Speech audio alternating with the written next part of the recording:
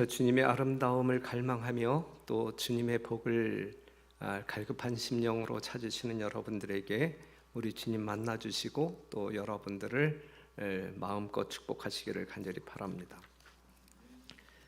저 이후 초청한식일 하루 전 이제 우리가 이 시간을 맞이하게 되었는데 내일 하나님의 위대한 역사가 목격되어지기를 간절히 바랍니다. 자, 오늘 이 시간에는 열두를 세우심이라고 하는 제목으로 말씀을 보겠습니다. 먼저 마가복음 3장 13절에 있는 말씀을 다 같이 한번 읽겠습니다. 시작. 또 산에 오르사 자기의 원하는 자들을 부르시니 나아온지라. 이에 열두를 세우셨으니 이는 자기와 함께 하시고 또 보내사 전도도 하시며.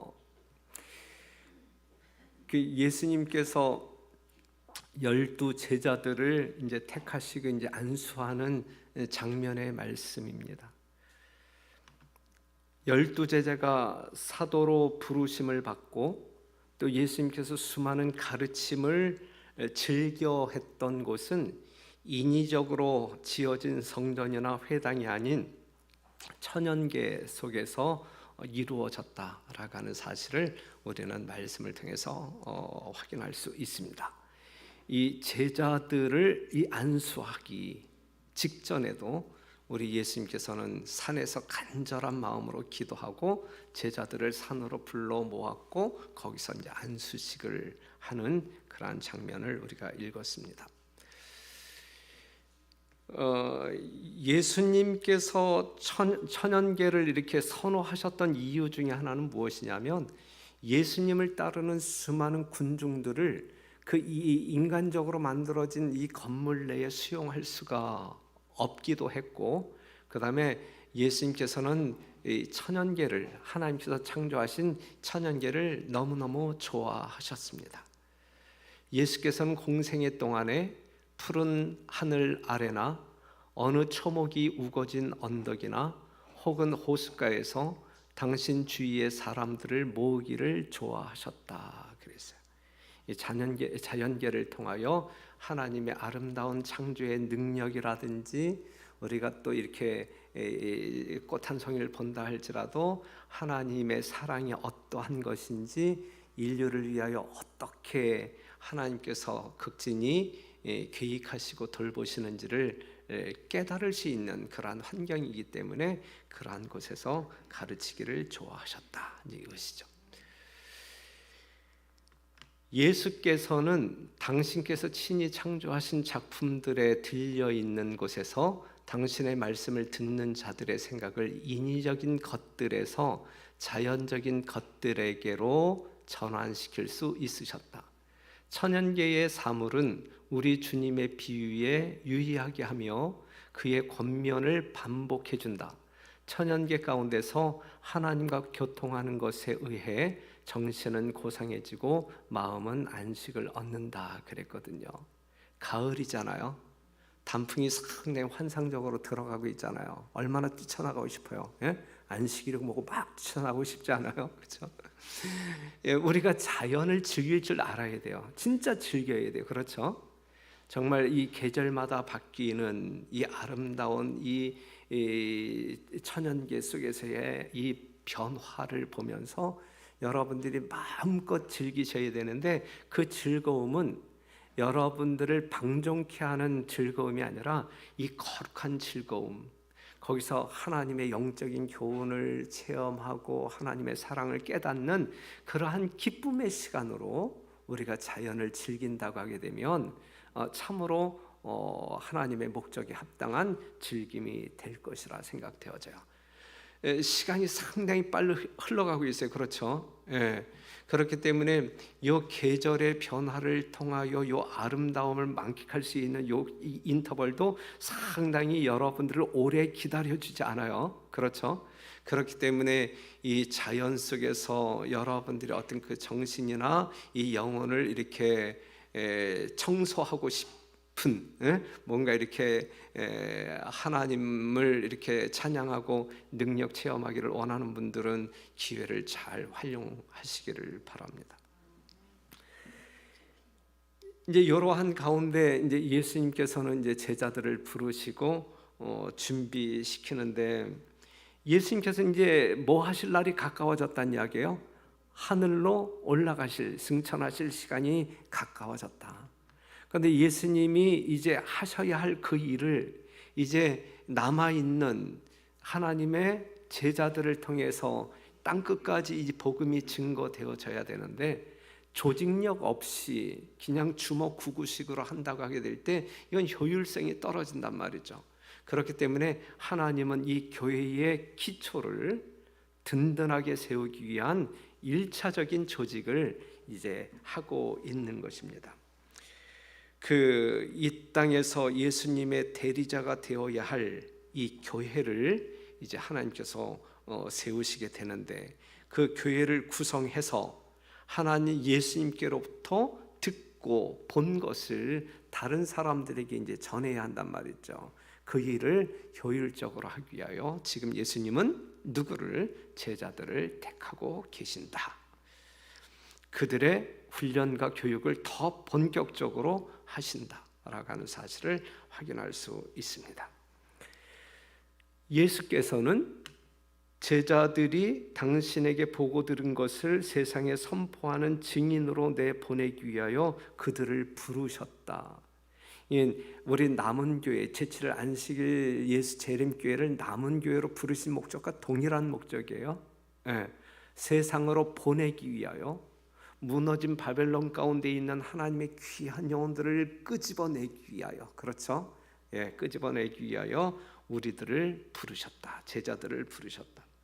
그들의 임무는 인류가 일찍이 부름을 받은 일 중에서 가장 중요한 일이었으며, 우리 하나님께서는 이 사업보다 더 중요한 일이 없다라고 분명하게 생각하시고 말씀하시는데, 강조하시는데, 정작 그 주인공으로 선택된 우리들이 하나님이 생각하는 그 생각에 동의하고 살아가고 있는지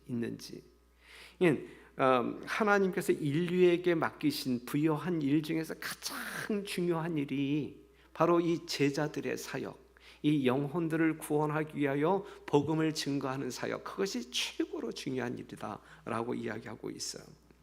그리스도께서 친히 가지신 임무에 버금가는 일이었다. 예수님이 하신 이 구속의 사역 버금가는, 그 다음가는 일이었다. 그들은 세상을 구원하기 위하여 하나님과 함께 일하는 일꾼이 될 것이었다. 동역자라고 하는 말, 동역자. 우리가 감히 누구의 동역자예요? 하나님의 동역자. 하나님과 멍에를 같이 맨 자, 그렇죠? 멍에를 같이 메고 밭가는 소가 되어 하나님과 협력하는 자, 우리가 그러한 존재들이란 말인데, 우리가 그 일을 얼만큼 충실하게 함으로 말미암아 하나님께서 우리에게 부여하신 사명이 얼마나 거룩하고 위대한지를 깨닫고 우리가 얼만큼 충성하느냐, 이게 이제 오늘 우리들이 생각해 보아야 할 관건이 아닌가 생각되어져요. 구약 당시의 12족장이 이스라엘의 대표자였던 것처럼 12 제자들은 복음교회의 대표자가 될 것이었다 그랬어요. 그래서 우리가 이제 요한계시록 21장 보게 되면 이제 새 예루살렘 성이 이제 여러분들에게 계시가 되잖아요. 그렇죠?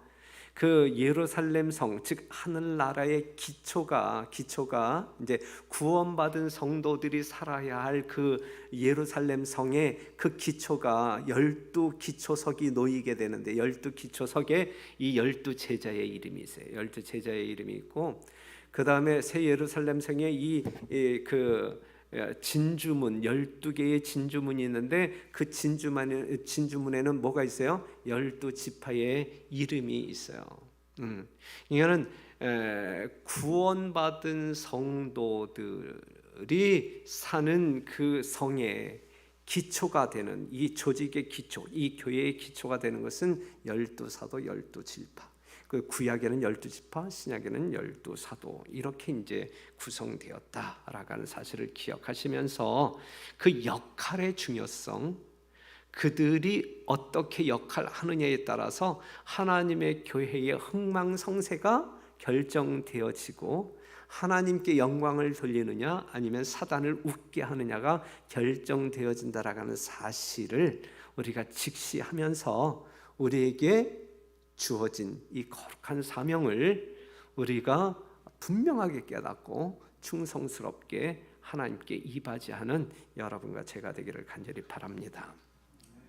그런데 우리가 12명의 제자들을 보게 되면 이제 이 성품들이 구구각색임을 우리가 알잖아요. 그렇죠?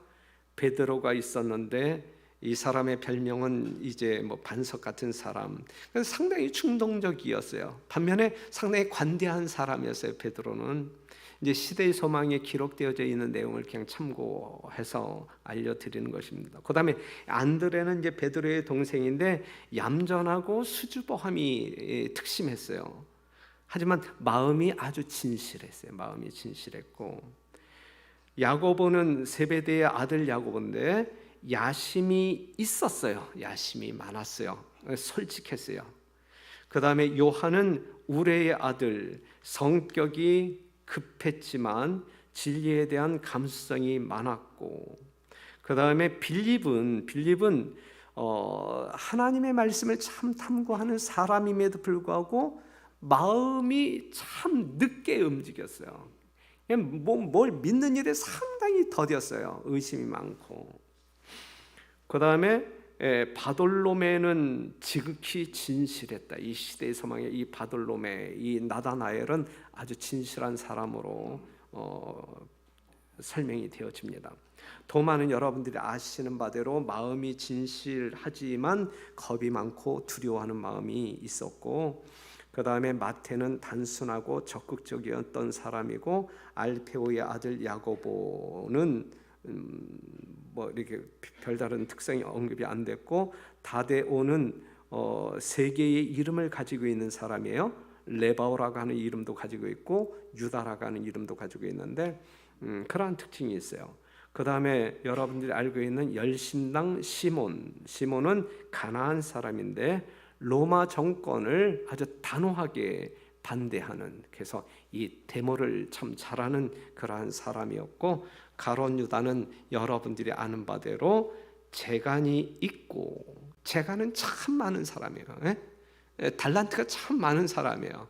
그런데 욕심이 많아서 망한 사람, 배신자가 된 사람이지요.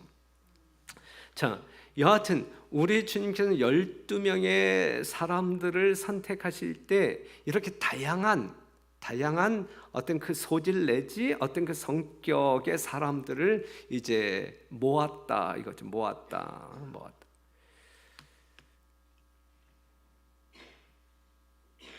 이제 이들을 교육시키고 이제 훈련시켜요. 훈련시켜. 지금 우리 공릉동교회도 여러 성도님들이 모이지만 저마다 다 다르잖아요. 그렇죠? 하지만 다 다르지만 하나님께 사용되어질 수 있는 유용한 도구들이 될 수 있다라고 하는 사실이죠. 이미 유용하게 사용되어지고 있는 여러분들이시죠. 그렇죠? 분명히 우리 모두가 다 각자 개성이 틀리지만 하나님께 상당히 유용하게 거룩하게 쓰임받고 있는 종들이다라고 하는 사실을 꼭 기억하시고, 그 다음에 지금 내가 뭐 쓰임받고 있지 않는 것 같네 이렇게 생각되시는 분들은 하나님의 손에 자기 자신을 굴복시키면 하나님께서 여러분들을 들어 거룩한 일에 사용하실 것이다 라고 하는 사실을 우리가 믿음으로 확신하시고 하나님과 동역하시는 여러분들이 되기를 간절히 바랍니다. 그런데 이제 이 12 제자들을 보게 되면 예수님이 여기에 계시다고 하면 이 예수님과 이 거리가, 성격도 다 달랐지만 예수님과 함께하는 그 거리가 또 이렇게 차이가 있음을 우리가 확인할 수 있는데, 일단 요한, 야고보, 안드레, 베드로, 빌립, 나다나엘, 마태, 요 사람들은 여기에 이렇게 기록되지 아니한 다른 사람들보다 이 예수님 인싸야. 예핵관, 그러니까 예수님과 좀 더 이렇게 가까이 이제 관련을 가지고 살았던 사람이고, 이들보다 예수님께 더 가까이 있었던 사람이 아는 바대로 베드로, 야고보, 요한이었고, 그 다음에 가장 가까운 마음으로든지 그 다음에 이제 물리적으로든지 가장 가까이 있었던 사람이 요한. 그래서 예수님을 가장 많이 닮은 제자가 누구라고 여러분들 알고 있어요? 요한으로 알고 있잖아요. 그런데 그렇다고 하면 예수님이 편애하는 분이냐? 라고 이야기할 때 아니란 말이죠. 에? 여러분들이 오해를 하지 말아야 돼요. 요한이 참 예쁘고 잘생겼기 때문에, 마음에 들기 때문에 늘 그와 함께, 그건 아니란 말이에요. 우리 예수님은 그러한 분이 아니란 말이에요. 모두를 사랑하시는 분이란 말이죠. 모두. 그런데 이 개념도 그냥 뭐 10손가락 깨물어서 안 아픈 손가락 있어, 이런 개념의 그냥 어떤 그 일반적인 객관적인 그러한 어떤 그 사랑이라기보다도 그 제자들의 리액션에 의한 결과임을 우리가 이제 지금 생각해 볼 수 있는데, 한번 볼게요. 구주께서는 그들을 다 사랑하셨으나, 다 사랑했단 말이에요. 다 사랑했단 말이에요. 사랑하셨으나 요한이 가장 잘 받아들이는 정신을 소유하고 있었다. 예수님께서는 다 사랑하신단 말이에요. 똑같은 은혜를 다 베푸신단 말이에요. 그렇죠? 우리가 마태복음 5장 45절에 있는 말씀처럼 의인이나 악인이나 해와 비, 하나님의 은혜를 다 동일하게 부어주신단 말이에요. 그렇죠? 세상 모든 사람들 다 하나님, 여러분들이 경험했던 하나님의 동일한 은혜를 다 경험했음에도 불구하고 여러분들은 이 자리에 있고 그 사람들은 왜 밖에 있느냐 이거죠. 밖에 있느냐 이거죠. 예? 그것은 뭐예요? 어떻게 얼만큼 받아들이느냐에 달려 있다라고 하는 사실이죠. 무슨 말씀인지 이해가 되죠? 예. 우리 예수님은 모든 사람들 다 사랑하셨지만 요한이 가장 잘 받아들이는 정신을 소유하고 있었다. 그는 다른 제자들보다 나이가 어렸으며 어린이가 의지하는 신뢰 이상으로 예수께 그의 마음 문을 열었다. 예수께 마음 문을 활짝 열었다. 이와 같이 함으로 요한은 그리스도에게 더 큰 위로가 되었으며 구주의 가장 심오한 영적 교훈이 요한을 통하여 당신의 백성에게 전달되었다 그랬거든요. 그러니 여러분들이 예수님과의 관계에 있어서, 교제에 있어서 여러분들이 얼마만큼 흡수하느냐, 마음 문을 열고 얼마만큼 빨아들이고 얼마만큼 우리 하나님 앞에 헌신하느냐에 달려 있다라고 하는 사실이죠. 우리 공동교회 성도 여러분들은 말이죠, 정말 마음 활짝 열고 세상을 향하여 마음 꽉 닫아버리고 하늘을 향하여 마음 활짝 열고 우리 주님께서 주시는 은혜를 스펀지처럼 쫙 빨아들여서, 그 다음에 딱 여러분들이 생애하게 될 때 얼마나 천국의 복을 받을 수 있을까, 경험할 수 있을까. 구주께서는 당신이 택하신 사람들의 품성을 아셨다. 다 아신단 말이에요. 지금 여러분들이 어떠한 생각을 갖고 있는지, 어떤 그 품성을 다 아셨다. 그들의 모든 약점과 허물을 구주께서는 훤히 아셨다. 구주께서는 그들이 겪어야 할 위험과 그들에게 지워질 책임을 아셨으므로 이 택하신 자들에게 애타는 정을 가지셨다. 다 알기 때문에 애타는 정을 가지셨다. 제자들이 산기슭에서 잠자는 동안에 구주께서는 홀로 갈릴리 바다 근방의 산 위에서 온 밤을 지새우시면서 그들을 위하여 기도하셨다. 잠자고 있는 제자들을 위하여 아주 애타는 정을 가지고 밤새도록 기도하셨다. 먼동이 트기 시작하자 구주께서는 그들을 부르시어 당신을 만나도록 하셨는데 이는 중요한 어떤 것을 그들에게 전달하셔야 했기 때문이다. 이게 제자들을 택하여 안수하는 그 사역을 이야기하고 있어요. 사랑하는 성도 여러분, 우리가 잠자고 있는 시간일지라도 우리 주님께서는 우리를 위하여 뭐 하신다고요? 애타는 정을 가지고 밤새도록 기도하신다. 주무시지도 아니하시고 우리를 위하여 기도하신다. 이 문자적인 표현이에요. 그렇죠? 하지만 여러분들 마음 가운데 이것을 어떻게 받아들이냐에 따라서 이것이 여러분들의 현실 속에서 경험할 수 있는 것들이란 말이에요. 에?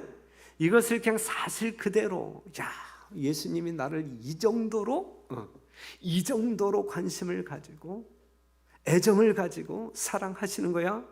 이것이 믿어질 때 여러분들이 감동하지 아니할래야 아니할 수 없단 말이죠. 그럼에도 불구하고 여전히 영적으로 졸고 있다고 하면, 잠자고 있다고 하면 아무런 감각이 없는 거예요. 내면이든 외면이든 아무런 감각이 없는 거예요. 아무런 변화가 일어날 수 없어요.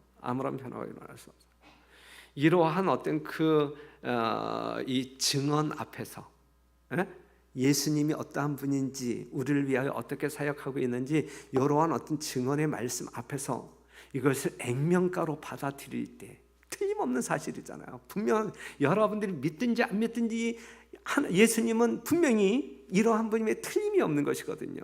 예. 그렇게 여러분들이 사셨으면 좋겠어요. 그런데 이제 지금 이 챕터에서 지금 이제 여러분들이 시대의 상황을 보게 되면 알지만 이 대표적인 세 사람을 이제 언급하고 있어요. 12 제자 중에서 빌립이라고 하는 사람을 이제 많은 부분을 할애해서 지금 설명하고 있고, 그 다음에 가룟 유다와 요한에 대해서 이제 부가적으로 더 설명을 하고 있는데, 오늘 이 시간에는 뭔가 대비를 이루고 있는 유다와 요한을 여러분들에게 잠깐 소개할게요.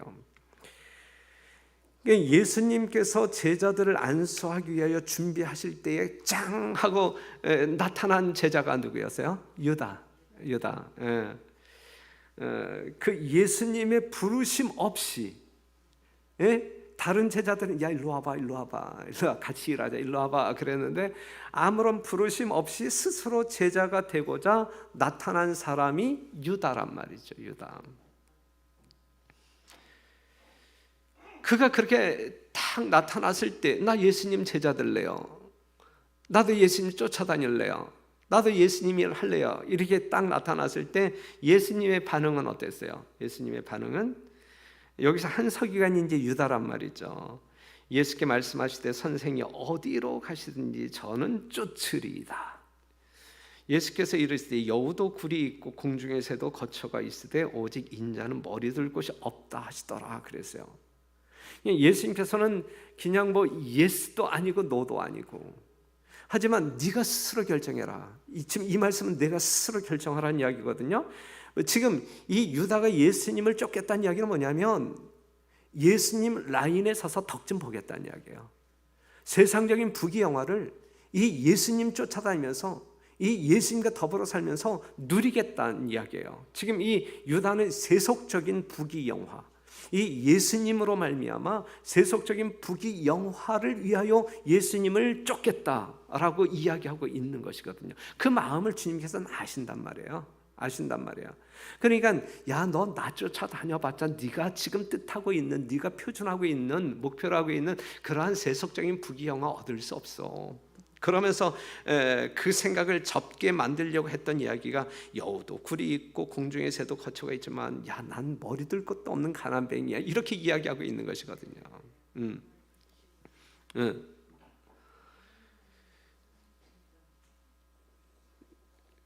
그런데 이제 그러한 상황이에요.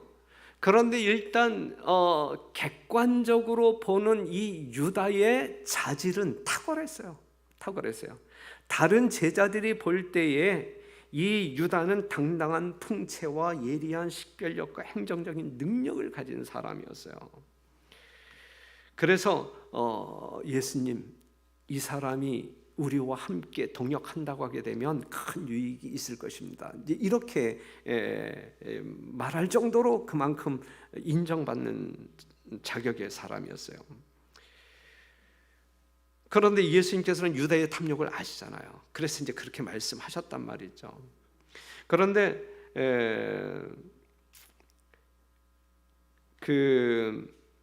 예수님께서는 이제 거룩한 인내심으로 참는 거죠. 거룩한 인내심으로 이제 유다야를 대하여 이제 참는 것인데, 그가 이제 아무리 예수님의 무한한 사랑을 접촉하고 그렇다 할지라도 그가 잘 이렇게 받아들이지 않고 그렇게 크게 변하지 아니할 것을 주님께서는 아셨어요.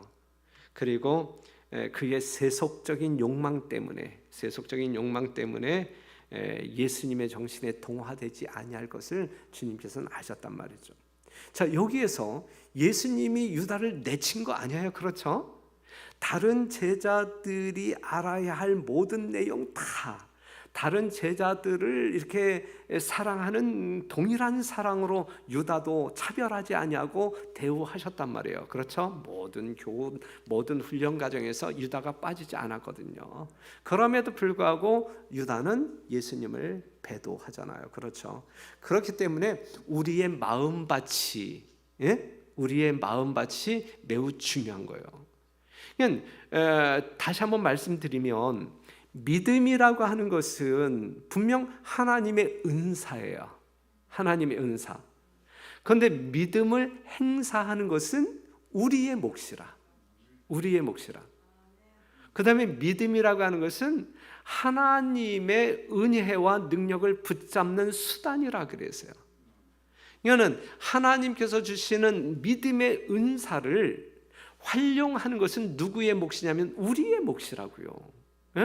그것을 제대로 활용함으로 말미암아 하나님의 은혜를 붙잡고 하나님의 능력을 붙잡을 때 우리는 예수 안에서 건강한 성장을 이룩할 수 있는 거예요. 이러한 믿음의 원칙을 가지고 유다처럼 되지 말고 다른 제자들과 같이 이 예수님 편에 굳게 서는 여러분과 제가 되기를 간절히 바랍니다.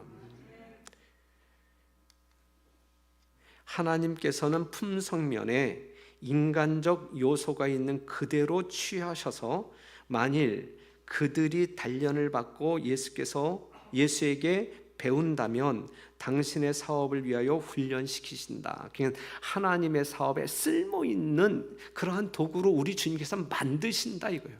여러분들이 그냥 순종만 한다고 하면, 하나님의 가르침에 따르기만 한다고 하면, 모든 훈련 과정에 우리 자신을 내어놓기만 한다고 하면 하나님은 우리를 그렇게 만들어 쓰신단 말이에요. 그들은 완전하기 때문에 택함을 받은 것이 아니요 불완전함에도 불구하고 진리에 대한 지식과 실현을 통하여 그리고 그리스도의 은혜를 통하여 당신의 형상으로 변화될 수 있도록 하기 위하여 택함을 받았다. 우리는 하나님의 품성으로 변화될 사람으로 택함을 받은 것이고 하나님의 거룩한 도구로 쓰임 받기 위하여 택함을 받았단 말이에요. 부르심의 목적을 우리는 알아야 돼요. 여러분들을 주님께서 부르신 이유가 무엇일지 그 목적을 알아야 되는 것이거든요. 그리고 그 목적에 합당한 삶을 살기 위하여 우리는 믿음으로 하나님의 능력을, 은혜를 붙잡는 사람들이 되어야 되는 것이죠. 그럴 때 우리는 하나님께서 디자인한 대로, 예수님께서 설계하신 대로 그러한 모양으로 꼴 지워질 거란 말이에요. 이게 믿음으로 말미암는 의예요. 유다가 처음에 예수와 사귀었을 때에는 교회의 축복이 될 수 있었던 품성의 몇 가지 특성을 가졌었다. 만일 유다가 기꺼이 그리스도의 멍에를 메었다면 사도들 중에 수석의 자리를 차지했을 것이다. 그만큼 기본적인 자질, 능력이 있었단 말이에요. 그러나 그는 자기의 결점이 지적당할 때에 마음을 강팍하게 하고 교만심과 반항심을 품고 자신의 이기적인 야심을 선택함으로 하나님께서 그에게 하라고 주신 사업에 자신을 불합당하게 했다. 본인의 선택이에요. 본인의 선택. 뭐든지 우리가 하늘에 가는 거 못 가는 본인의 선택, 하나님의 일을 하고 못하는 거 본인의 선택, 다 본인의 선택이란 말이죠. 반면에 요한은 어떠한 사람이었냐면, 원래 요한은 못된 사람이에요. 그래서 우레의 아들이라 그랬어. 우레의 아들. 악한 성질이 있었고 복수심이 있었고 비평하는 정신이 마음에 가득했었단 말이에요. 누가? 요한이. 첫째가 되고자 하는 야심도 있었고, 하지만 그러한 요한이지만 그는 예수 그리스도의 신령한 감화에 마음문을 열고 말씀에 순종하는 생애를 살았어요. 그러한 성격의 소유자였지만, 그러한 성향의 사람이었지만 예수님의 감화에 마음을 열고 순종하는 삶을 살았단 말이에요. 그랬을 때 그는 어떠한 사람이 되었느냐 이거죠. 예수께서는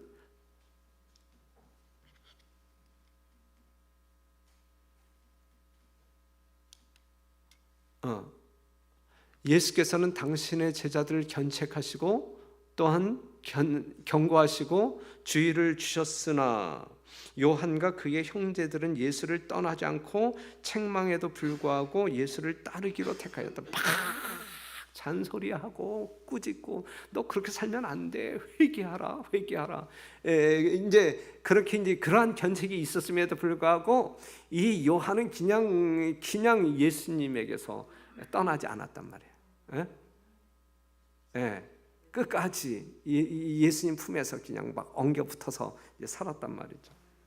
하지만 베드로는 유다는 뭐였어요? 회개하라 그랬을 때 에이 기분 나빠. 그리고 이제 그렇게 살았고 그러다 그랬고, 구주께서는 그들의 연약함과 실수 때문에 그들로부터 돌아서지 않으셨다. 그들은 끝까지 예수의 고난에 참여하여 당신의 생애의 교훈을 배우기를 계속하였다. 예수님께서도요, 여러분들에게 어떤 그 결점들을 발견했을 때 넌 안 되겠다 그리고 돌아서는 분이 아니란 말이에요. 예수님도 그렇죠? 우리도 예수님께 어떠한 견책을 받았을 때 우리를 구원하기 위한 견책인데, 우리를 구원하기 위한 회개의 요청인데, 우리가 그 견책 때문에 주님을 떠난다고 하게 되면 우리는 안 된단 말이죠. 그들은 끝까지 예수의 고난에 참여하여 당신의 생애의 교훈을 배우기를 계속하였다. 그들은 그리스도를 바라봄으로 품성 변화를 얻게 되었다 그랬어요. 그 다음에 맨 마지막 줄, 그리스도는 위대한 중심이심으로 그들이 그 중심에 접근하는 데 정비례하여 피차간에 밀접하게 될 것이었다 그랬거든요. 요 말 제가 한번 강조하고 지나갈게요. 우리 공릉교회는 하나 되기를 우리 주님께서 원하시죠. 그렇죠? 우리 교회가 정말 화기애애한 분위기 가운데 연합하기를 우리 하나님이 원하신다라고 하는 사실을 잘 알잖아요. 그런데 실제적으로 우리 교회는 화기애애하고 연합하는 교회임에 틀림이 없잖아요. 그렇죠? 그런데 이제 문제는 뭐냐면, 우리가 정말 관계가 좋고 그 다음에 정말 친자매들처럼 형제들처럼 이렇게 화기애애한 분위기 가운데 사는 그것이 이제 뭐냐라고 이야기할 때, 우리는 뭐 취미가 맞아. 그래서 우리는 정말 아주 같이 모이기만 하면 참 재밌어. 이렇게 하나됨이라고 하는 것은 지금 요 의미와 거리가 있는 거예요. 그렇죠? 우리끼리 그냥 인간적인 어떤 그 요소가 동기가 되어서 그 중심으로 하나가 된다고 하게 되면 이거는 세상적 동호회와 다를 바가 없는 거예요. 그런데 우리는 저기에 서 있는 사람이 있고 여기에 서 있는 사람이 있어요. 거리가 참 멀잖아요. 그런데 저기에 있는 사람도 여기에 있는 사람도 누구를 향하여? 예수님을 향하여 나아갈 때, 예수님은 여기에 있는데 여기 있는 사람이 예수님을 향하여 오고 여기 있는 사람이 예수님을 향하여 오게 될 때 이 사람의 거리가 가까워져요, 안 가까워져요? 가까워진단 말이에요. 이러한 친밀함으로 말미암아 하나 되는 것이 하나님께서 교회가 하나 되게 하소서라고 기도했던 것이고, 그 하나로 연합했을 때 늦은 비 성령이 임하는 거예요. 아시겠죠? 그래서 끼리끼리의 문화로 말미암아 우린 재밌어, 교회가 이렇게 재밌을 수가 없어, 이게 아니라 정말 그리스도의 사랑 안에서 하나 되었을 때 그것은 하늘을 향하여 당당하게 말할 수 있어요. 늦은 비 성령 달라고 당당하게 말할 수 있어요. 우리는 그러한 연합이 필요하다 이거죠. 그러한 연합, 우리는 그러한 연합이 이루어진 교회예요. 공릉동 교회는 진짜 좋은 교회예요. 제가 뭐 몇 개월 여러분들과 함께 살아보진 않았지만 면면이 여러분들의 어떤 그 개성들을 보게 될 때, 또 이렇게 활동하는 것을 보게 될 때 참 좋은, 이만한 교회가 어디에 있어요? 진짜 좋은 교회예요. 예, 우리가 조금 더 노력한다고 하게 되면 정말 하늘과 아주 조화되는 일치한 그러한 교회로 충분히 갈 수 있어요. 내일 보면 알아요. 내일 보면. 난 내일 그것을 난 진짜 목격하고 싶어. 나는 내일 보면 알아요. 그 다음에 예수께서 제자들에게 교훈하시는 것을 마치시고 그 작은 무리를 당신 주위에 가까이 모으시고 그들 가운데서 무릎을 꿇으시고 그들의 머리 위에 손을 얹으시고 그들을 당신의 성업에 바치는 기도를 드리셨다. 이게 안수기도예요. 이와 같이 하여 주의 제자들은 복음 사업을 위하여 안수를 받았다 그랬어요. 그런데 이 광경을 이 천사들이 보았을 때 이보다 더 위대하고 이보다 더 아름답고 감동적인 장면이 있을까? 그렇게 표현을 했어요. 이보다 더 아름다울 수는 없다. 정말 그 제자들의 머리에 안수하기 위하여 무릎을 꿇으시는 이 예수님의 모습을 보고 천사들이 이보다 더 아름답고 감동적인 장면은 없다. 이제 그렇게 묘사를 했어요. 자, 그러면 이제 우리가 현실을 좀 생각해 본다고 하면 이미 반복해서 들은 내용이라 뭐 딱지가 앉으셨을 텐데, 그리스도께서는 사람들 가운데 있을 대표자로서 타락하지 않은 천사들을 선택하지 않으시고 인간 곧 그들이 구원하고자 하는 자들과 같은 성정을 가진 사람들을 선택하신다 그랬어요. 그러니까는 여러분들에게 맡겨진 사명은 여러분들이 하지 않으면 어느 누구도 대신해 주지 않는단 말이에요. 그렇죠?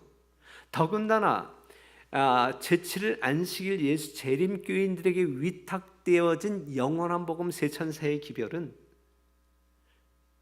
여의도 순복음교회 목사나 사랑의 교회 목사나 장경동 목사가 대신해 줄 수 없는 거란 말이에요.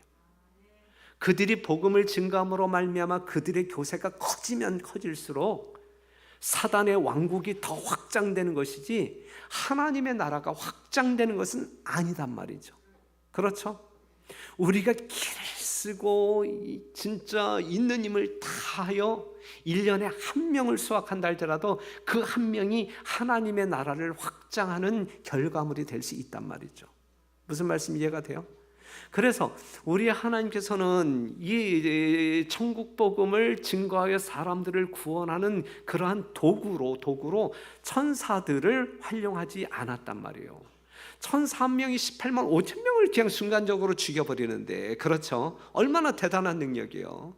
지금 이 공릉동에 천사 하나가 딱 떠가지고 그냥 어떤 그 외쳐버리게 되면 내일 아침에 공릉동에 있는 전 주민들이 다 이 교회로 몰려올 텐데, 그렇죠? 하지만 그렇게 일하시지 않는단 말이에요. 우리 하나님은 결코 그렇게 일하시지 아니하고 죽으나 사나 되나 안 되나 우리들을 통하여 그 일을 하신단 말이죠. 그러니 우리들에게 맡겨진 이 거룩한 책임 사명이 얼마나 막중하냐 이거죠. 그러니 게으름 피우지 말자. 할 수 있을 때, 아직 호흡을 할 수 있을 때, 손발이 움직일 수 있을 때 하자 이거야, 하자예요. 그 다음에 인간이 하늘의 능력을 붙들 때에 그리스도께서 믿음으로 마음속에 거하시며 하나님과 협력함으로 사람의 능력은 선을 위한 효율적인 수단이 된다 그랬어요. 우리가 믿음으로 하나님의 능력을 붙잡을 때 내 안에 사는 그리스도가 활동한단 말이에요. 여러분들이 활동하는 게 아니라. 그렇기 때문에 나는 못해. 여러분들 그건 맞는 말이죠. 여러분들 뭘 할 줄 알아요? 여러분들 다른 사람의 마음을 어떻게 이렇게 바꾸어서 개심시킬 수 있겠어요? 이건 우리가 할 일이 아니라 이게. 우리는 단지 통로일 뿐이지. 예수님이 성령께서 하시는 통로이지. 난 못해요. 그렇게 말하는 사람 맞아요. 그분을 통해서 우리 하나님 결코 일 못해요. 하지만 하지만 나는 할 수 없는 사람이지만 하나님의 능력을 붙잡고자 할 때, 붙잡고 하나님의 능력을 의지하여 하고자 할 때에는 그 사람을 통하여 하나님의 위대한 역사가 일어난다라고 하는 사실이죠. 이것이 전도의 원리예요. 이것이 전도의 원리예요. 예. 그러니까 하나님께서 하라고 하는 그 일을 하려고 하게 될 때 하나님 없이, 성령의 능력 없이 여러분들이 어떻게 해보려고 하지 마세요. 예? 그건 하나님 앞에 까부는 거야. 그건 되지도 안 될 일을 그냥 우리가 시도하는 거란 말이죠. 예? 그러니까 우리가 정말 믿음으로 하나님의 능력을 붙잡는, 그럴 때 하나님께서는 우리를 아주 효율적인 수단으로, 도구로 사용하신다 라고 하는 사실을 꼭 기억하시기를 바랍니다. 우리가 아무리 불완전하고 죄가 있을지라도 주께서는 자신과 동역하며 그리스도의 제자가 될 특권을 우리에게 제공하신다. 이게 얼마나 큰 은혜예요. 그렇죠? 예? 나같이 못된 사람도 지금 목회하고 있잖아. 그렇죠? 예? 이게 얼마나 큰 은혜예요. 내일 우리 동생이 올지 몰라요. 여동생이 오는데 우리 동생한테 물어봐요. 우리 구남매 중에서 가장 못된 자가 누구냐고 물어보게 되면 아주 서슴없이 그냥 뭐 내체면 안 봐주고 저 사람이라고 그럴 거야. 여러분들의 목사가 그런 사람이에요. 이제 그렇게 이야기할 거거든요. 그럼에도 불구하고 하나님의 은혜로 지금 제가 이 자리에 있잖아요. 얼마나 감사한 일이에요. 그렇죠? 우리는 예수를 세상에 소개하는 일에 하늘의 천사들과 동역하는 자가 되어야 한다. 거의 참을 수 없는 열성을 가지고 천사들은 우리의 협력을 기다리는데, 이는 사람과 교통하는 통로는 사람이어야 하기 때문이다 그랬어요. 천사가 기다리는 거야. 참을 수 없는 심령으로 기다리는 거야. 여러분들이 정말 이 천사와 협력하기 위하여 오기만을 기다리고 있는 거라. 기다리고, 그리하여 우리가 온 마음을 다한 헌신으로 그리스도께 우리 자신을 드릴 때에 천사들은 우리의 음성을 통하여 하나님의 사랑을 나타내기 위하여 말할 수 있는 것을 기뻐한다. 누가 말한다요? 천사가 말할 수 있는 기회가 주어졌음을 기뻐한다. 누구를 통하여? 우리를 빌려서. 예? 이게 이제 하나님의 종들이 하는 사역이거든요. 우리 공능능교회는 그렇게 갑시다. 예?